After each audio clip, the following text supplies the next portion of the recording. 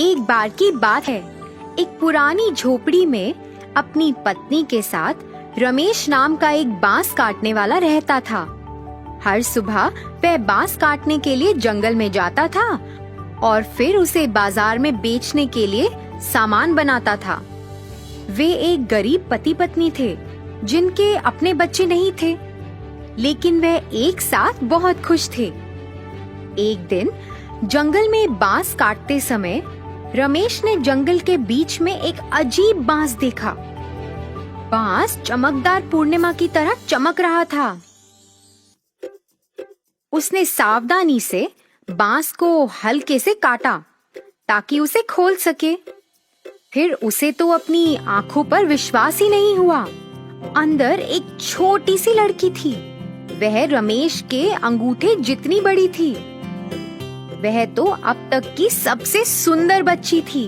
उसने तुरंत उसे ध्यान से अपने हाथों में लेने का सोचा और अपनी पत्नी को दिखाने का सोचा। अरे सुनो, जल्दी इधर आओ, देखो मैंने क्या पाया है। रमेश ने उसे बताया और फिर धीरे से अपने हाथ खोले। तुरंत उनका पूरा घर जगमगा उठा। पति पत्नी तो आश्चर्य में ही थे। अरे ये तो चांद की तरह चमक रही है। ये कितनी खूबसूरत है। हाँ, मुझे लगता है हमें इसका नाम चांदनी रखना चाहिए। पत्नी ने एक कपड़ा लिया और उस पर चांदनी को रख दिया। तभी खिड़की से एक नरम हवा चली और छोटी लड़की पत्नी के हाथों से उड़ गई। जब हवा बंद हो गई, वह छोटी सी लड़की एक बच्ची में तब्दील हो गई। दोनों एक दूसरे को देखकर हैरान रह गए। जल्द ही वह बहुत अमीर हो गए।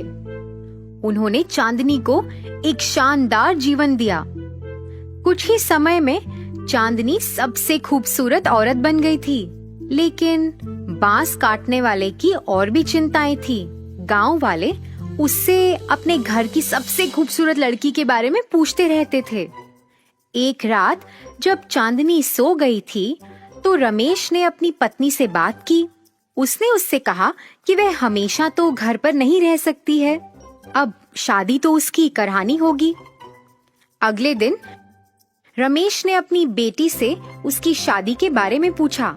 उसने उसे कहा कि नौजवान शादी करना चाहते हैं और कई लोगों ने उसका हाथ भी मांगा है। नहीं पिताजी, मैं आपके बिना नहीं रह सकती। मुझे आप अपने से दूर क्यों भेज रहे हैं पिताजी? अरे मेरी प्यारी बच्ची, मैं भी तुम्हारे बिना नहीं रह सकता हूँ, लेकिन अब तुम हमेशा तो इस घर में ऐसे नहीं रह सकती हो ना। मैं तुम्हें कभी भी अपनी मर्जी के खिलाफ शादी करने के लिए मजबूर नहीं करूँगा, लेकिन कम से कम तुम उन नौजवानों से मिल तो लो। चांदनी अपने पिता से बहुत प्यार करती थी और उन्हें ना नहीं कह सकी। अगले दिन 5 युवा चांदनी को देखने के लिए आए। वह सभी उससे अपनी नजरें हटा ही नहीं सके। वह इतनी खूबसूरत जो थी। चांदनी उन्हें देखती रही, मगर वह खुश तो नहीं थी। उसने अपनी बातों से कोई उत्साह नहीं दिखाया। मैं चाहती हूँ आप सभी अलग अलग जगह जाएं और ये चीजें प्राप्त करके मेरे पास लाएं। मैं केवल उसी से शादी करूंगी जो मेरी मांगों को पूरा करे। पहले युवा को चांदनी ने एक साधु से पत्थर का बना एक कटोरा लाने को कहा, जो चांदनी से भी ज्यादा चमके। दूसरे युवा से उसने पूर्वी समुद्र के पास सबसे ऊंचे पहाड़ के शिखर पर उगने वाले एकमात्र पेड़ की एक शाखा लाने को कहा। इसकी जड़ें चांदी की बनी होती हैं और शाखाएं सोने से बनी होती हैं। उसने तीसरे युवा से चीन जाने को कहा और आग के चूहे की खाल लाने के लिए कहा। चौथे युवा से उसने गहने लाने को कहा जिसमें 7 रंग थे। यह तो एक अजगर के सिर पर पड़ा था। आखिरी युवा को उसने एक चिड़िया लाने को कहा जिसके पेट में एक शंख है।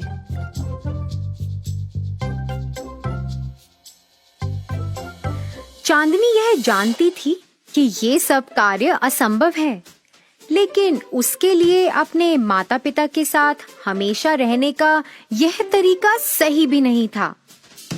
ऐसे ही कुछ हफ्ते बीत गए। वह युवा तो लौटे ही नहीं। रमेश ने अपनी पत्नी को यह बताया कि किस तरह वह सभी युवा असफल रहे। बस एक ही युवा लौटा। उसे साधु से पत्थर का बना कटोरा लाना था जो चांदनी से भी ज्यादा चमकता हो, लेकिन वह उसे चांदनी से ज्यादा चमकदार नहीं बना सका। फिर तभी दरवाजे पर खटखटाहट हुई। रमेश ने दरवाजा खोला और वह चौंक गया। यह राजा था। रमेश और उसकी पत्नी सम्मान पूर्वक उसके सामने झुके। आपको नहीं, बल्कि मुझे आपके सामने झुकना चाहिए, क्योंकि मैं आपकी बेटी का हाथ मांगने आया हूँ। मैंने उन चीजों के बारे में सुना है जो उन्होंने मांगी हैं, और मैं उनसे बात करना चाहता हूँ और यह पता लगाना चाहता हूँ कि आपके आशीर्वाद से मेरे लिए उसके पास क्या कार्य हो सकता है।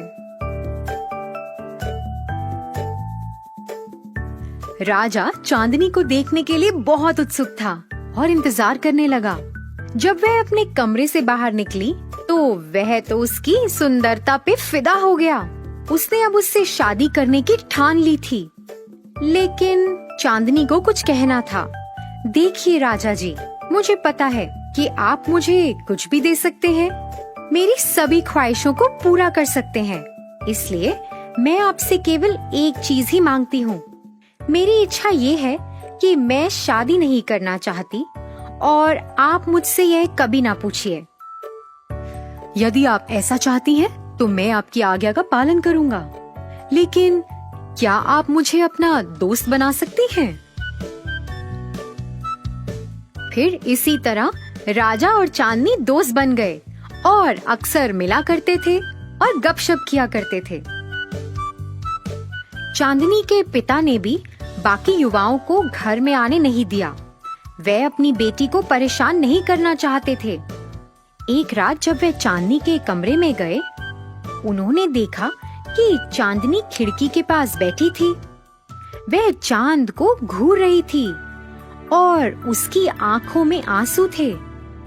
रमेश ने उससे पूछा, पिताजी, एक सपना है जो मुझे हर रात आता है। मैंने आपको कभी नहीं बताया क्योंकि मैं नहीं चाहती थी कि आप चिंतित हो। मुझे ये सपना आता है कि चांद से कुछ लोग यहाँ आए हैं और वह मुझे लेकर जा रहे हैं। और कल रात मैंने एक आवाज सुनी और उससे मुझे पता चला कि वह दिन आ गया है। इस महीने के 15वें दिन वह मुझे लेने के लिए आएंगे, तो मुझे आपको छोड़ना पड़ेगा। रमेश यह सुनकर परेशान हो गया था। उसने अपनी प्यारी बेटी को सुलाया और फिर चांद को देखा। इतने सालों में उसे पहली बार महसूस हुआ कि चांद थोड़ा सुस्त लग रहा है।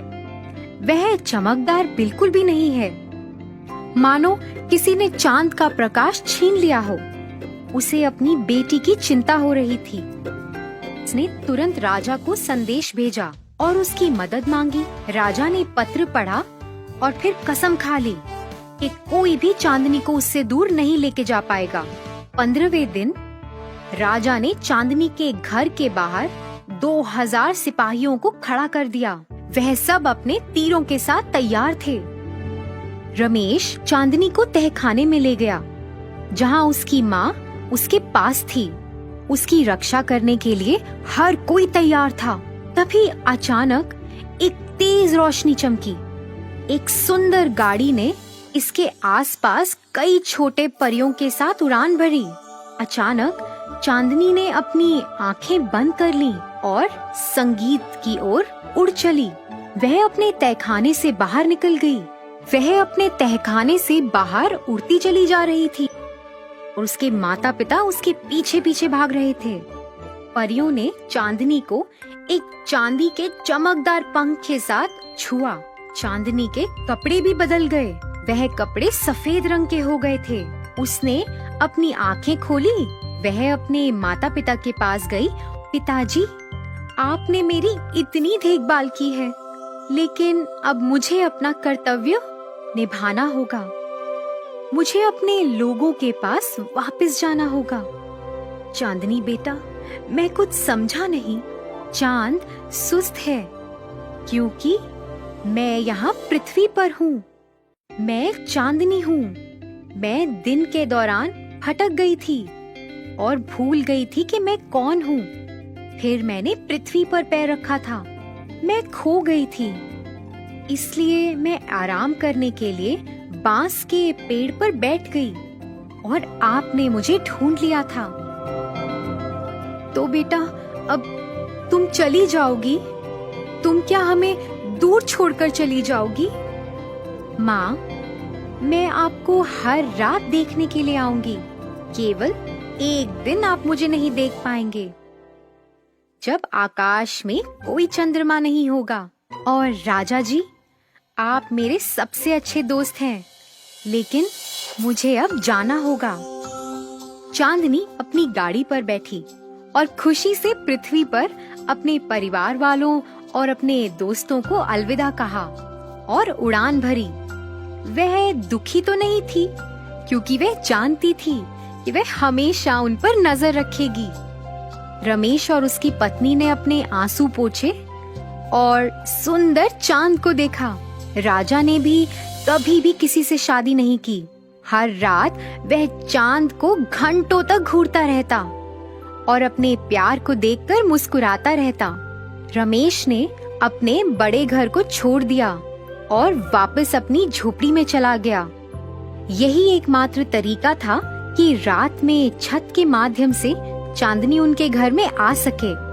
बांस काटने वाले और उसकी पत्नी ने अपना जीवन शांति से व्यतीत किया।